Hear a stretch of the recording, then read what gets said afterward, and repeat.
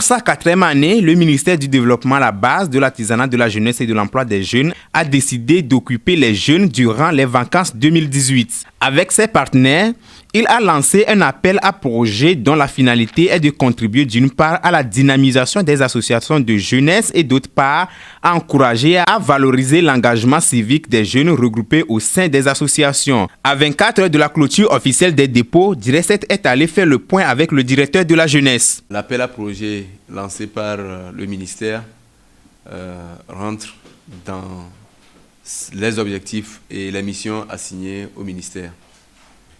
Et l'une de ces missions-là, c'est d'assurer la promotion de la vie associative des jeunes dans notre pays. Et depuis quelques années, le ministère, en dehors de l'appui qu'il donne au Conseil national de la jeunesse pour renforcer les capacités des jeunes et mobiliser les jeunes autour des associations, lance annuellement cet appel à projet pour encourager les jeunes qui sont réunis en association et qui œuvrent dans leur communauté pour apporter leur contribution au développement de ces communautés et à l'épanouissement de leurs camarades jeunes. Et donc, l'appel à projet de cette année s'inscrit dans la droite ligne de ce que nous faisons depuis 4 ans déjà. Et il est question de sélectionner parmi les dossiers qui nous seront soumis les meilleurs projets et de pouvoir leur apporter un appui financier pour qu'ils puissent réaliser ces micro-projets-là. Il s'agit essentiellement de micro-projets et donc une initiative qui rentre dans notre mission de promotion de la vie associative des jeunes. Nous n'avons pas encore fait le tour de toutes les antennes parce que, vous savez, le ministère à l'intérieur est représenté par les antennes de l'ANADEB, de l'Agence nationale d'appui au développement à la base. Mais je peux vous assurer qu'au niveau de la direction, ici, nous avons une douzaine de dossiers qui sont déjà enregistrés. Et à l'intérieur, surtout au niveau de Kara et de la région centrale, on nous a informé déjà de 8 dossiers reçus, ce qui fait 20 dossiers déjà. Nous n'avons pas encore la situation au niveau de la région centrale et au niveau de la région des plateaux. Mais je peux vous affirmer aussi que par rapport à ce que nous avons connu comme expérience les 3 dernières éditions, c'est le dernier jour que les gens attendent pour faire les dépôts. Mais nous considérons que la faible affluence est aussi liée à un des critères que nous avons mis dans le dossier de cette année et qui fait que beaucoup d'associations ou beaucoup d'organisations vont être un peu en difficulté. Mais nous, ça nous satisfait pour inviter les jeunes et les organisations à plus de professionnalisme et à la crédibilité.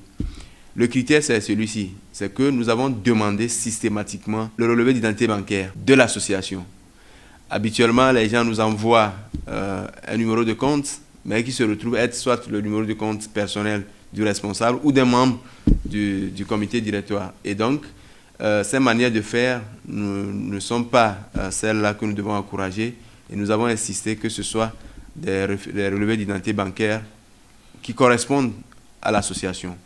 Pour dire, l'association, c'est une manière de gérer et disposer d'un compte bancaire au nom de l'association participe des éléments qui donnent de la crédibilité à la structure qu'on pilote. Et donc, je crois que beaucoup de jeunes, en tout cas d'organisations ou de responsables d'associations de jeunes, nous ont déjà appelés.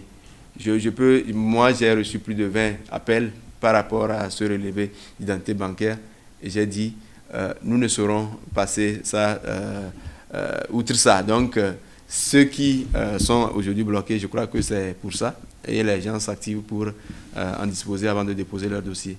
Et donc, nous espérons que d'ici demain, nous aurons un point complet à faire en faisant le tour de toutes les antennes au niveau régional, mais aussi au niveau préfectoral de l'ANADEB. C'est une activité qui est inscrite dans le plan de travail annuel du ministère et principalement dans le plan de travail que nous avons avec le Fonds des Nations Unies pour la population, l'UNFPA. Et nous l'avons inscrite pour célébrer la Journée internationale de la jeunesse.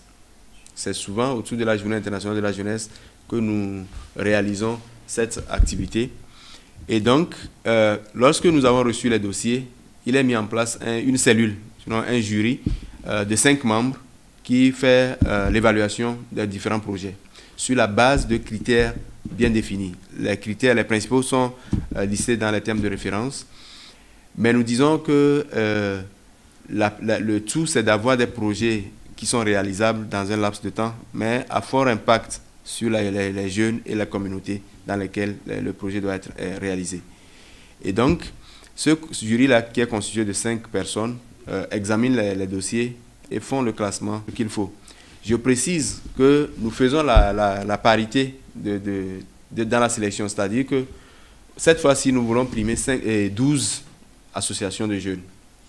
Et donc, parmi les 12, nous voulons avoir 6 qui soient des associations portées par des jeunes femmes et 6 qui soient des associations portées par les jeunes garçons ou mixtes.